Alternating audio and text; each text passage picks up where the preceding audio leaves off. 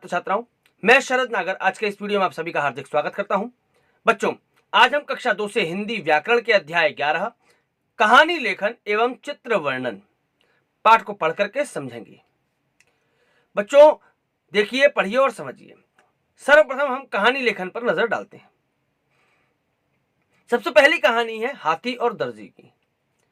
एक हाथी था, एक दर्जी था, दोनों दोस्त थे।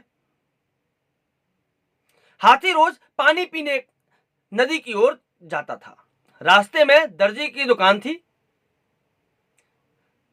दर्जी उस हाथी को रोज केला खिलाता था।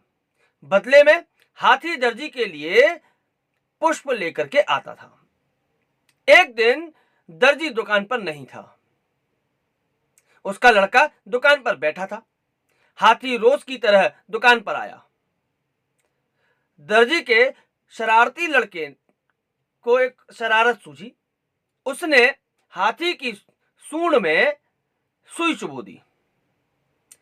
हाथी चुपचाप चला गया।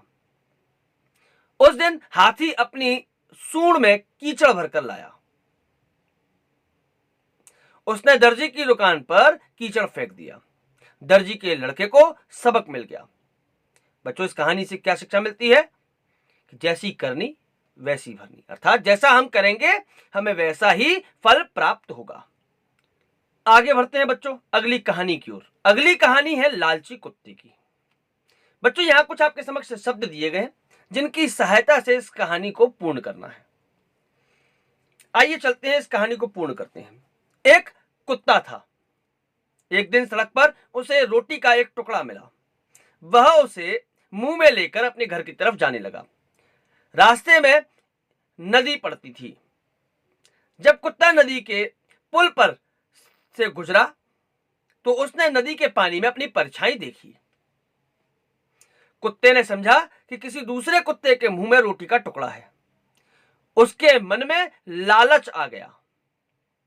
वह परछाई वाले कुत्ते से रोटी का टुकड़ा छीनने के लिए जैसे ही भौंका, तभी रोटी का टुकड़ा भी पानी में गिर गया। लालच के कारण कुत्ता अपनी रोटी भी गंवा बैठा।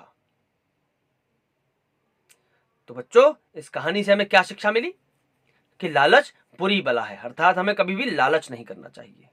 हैं बच्चों चित्र वर्णन की ओर। इसमें पहला विषय है मेरा प्रिय खेल।